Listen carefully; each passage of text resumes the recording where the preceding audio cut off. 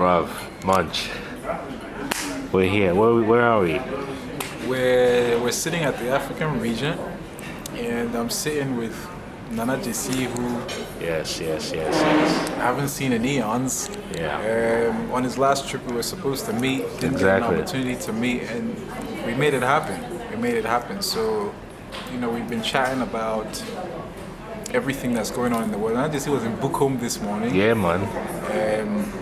Looking at Brazil House and the slave castles, and that's how our day started. We met after he's made his way up here to meet me, and we've been just bouncing ideas off each other to see if there's some synergy in what we do and discuss family life. And one of the recurring themes we've discussed so far is being in the present. We spoke about where our friendships were built in Motown, Yep. where we met, and Yep. now we all look back now and say, it was the greatest experience that we had, and we forged our friendships in Motown. And you go on the Facebook page, everyone's like, Motown, the greatest experience that we had. It was the best experience ever. The best experience ever. And it's almost like we even feel like people who didn't have that experience lost out. But then if we take ourselves back there, we hated every minute of it. There were so many teachers I hated. There were seniors I hated. There were people who were my They were mates mean, who were mean. mean people.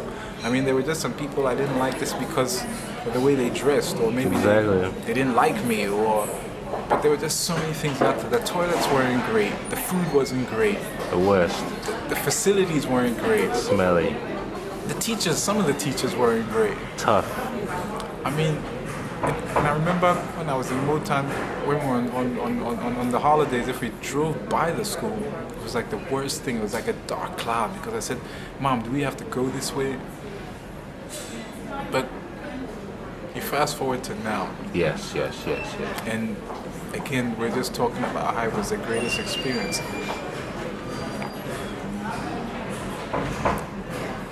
The now is what it's about. Because even in my state now, I'm looking at my life and saying, the next chapter, when my business becomes the business that it's going to be, when I can afford the things that I think I need in my life. And I keep looking forward to that. And in doing so, I'm losing sight of all the good things that are happening now. The flexibility that I have to meet people, or to lend myself to a cause or to an NGO. When I get to the next chapter, I won't be able to do that. So, you start asking yourself questions about what's important, and what's important to me is the here and now. Every now and then I'll be sitting at home having dinner, and I put my phone away and I say, let me enjoy this meal, let me focus on the meal, let me listen to my kids. But a lot of us are guilty of doing that, myself included. I need to actually go into a state of awareness and realize to myself that, listen, this is now. I'm meeting Man-Tse now, and we're having this wonderful chat. One day this will be a memory, And if we can't focus on the now, we're wasting our lives away. What do we have? We keep wasting our lives looking forward to the next chapter, losing sight of today. Today matters. It matters. And once we start to embrace that, I think life will be more fulfilling. It's the little things. Smelling the trees, or a flower, or saying thank you to somebody and having that eye contact. Now that he goes out and you take a picture of somebody and you just see the picture on Facebook, but there's a story in the person's eyes. In the background you see the person walking. The now. Let's find a way not to keep looking forward to the next chapter of our lives like this chapter doesn't matter. Motown mattered, but when we were there, we didn't think it was a chapter that mattered. Because we were looking forward. Because we were looking forward. Now we have 5 minutes. I want you to send some messages of upliftment for people like you and I who are thinking about relocating, or starting a business, or have been laid off a job, or have been passed over for promotion. What sort of words of wisdom would you share based on your own experiences? How would you uplift people? Wow, that's a tough one. Okay, you know, it's we know just and I talked about some similar experiences in when we both been out of work, and it's tough. It's I don't think there's one size that fits all. Everyone is gonna have to find out what they need to do to get back on their feet. But truth is that your faith will be tested. And for me, I look at it in hindsight. It's something to embrace. There's a word I've started to use now: joy, fear, joyful fear. It's all right to be scared.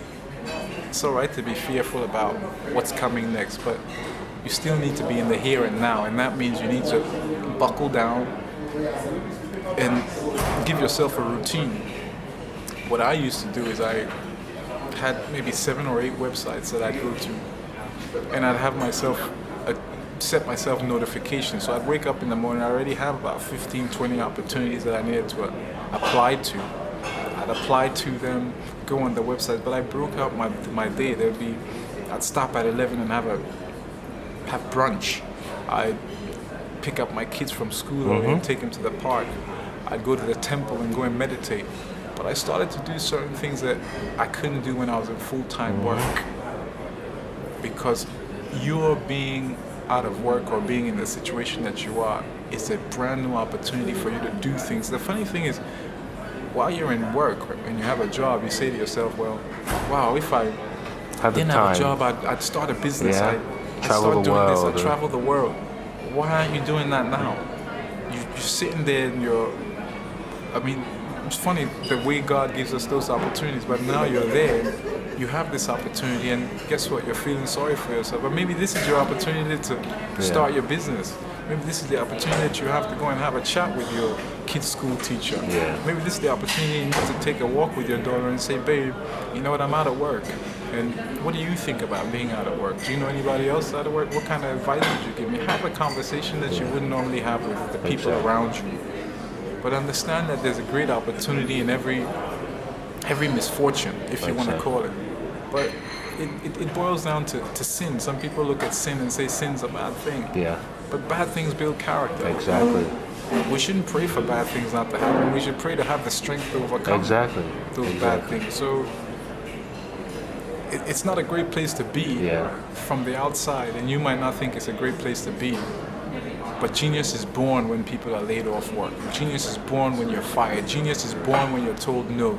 Genius is born when you're rejected. Yes. You need to be able to embrace that rejection and say, listen, you know, you might want to start a business and not have the money, and you might think, oh, somebody's going to give me 50 grand. Exactly. But if he gave you 50 grand, you'd probably blow that money. Yeah. You'd probably go out, get a nice new car, get a nice new office. And that's it. Now we have less than two minutes. I want you to spend these last 2 minutes talking about the vision for your future. What do you see? I want you to make some pronouncements. Big things I've won. Big things I've won. Yes. Big things I've won, man. Definitely. For me, development comes with, as much as my self-development comes with my family's development. Yes. And my family extends to my people in the country that I live in. Yes, I have an immediate family. I mean, it obviously starts with myself. I want to be a successful individual. I want my family to be successful. But where does that leave the country? What I do with my business is I try and train people and let them understand that, listen, you need to better yourself to be able to better do your work. Because I think that Ghanaians need to upskill themselves. And Man-Tse and I had a conversation about how we learn in Ghana. And I mean, teachers walk around with a cane. Hey, don't do that, don't do that. I take my kids out, and even strangers want to tell them, listen, don't do that, don't do that, don't do that. We're constantly being told, don't do stuff. But we're killing our creativity. Final words of wisdom. We're running out of time. And I'll put a link as to where people can find you. Okay. I'll put it down below. But final words of wisdom, 30 seconds. So you got one life to live, and you should live it. You should live it. Don't be scared to make mistakes. Go out there and fail. Break a leg. I mean, what do we have to lose? I mean, Bill Gates, Steve Jobs, these guys failed massively. Now you go out there, it's all right to fail, all right? Just go out there and do it. Get it done already. From African region, Man-Tse reporting. Keep on pushing. Me.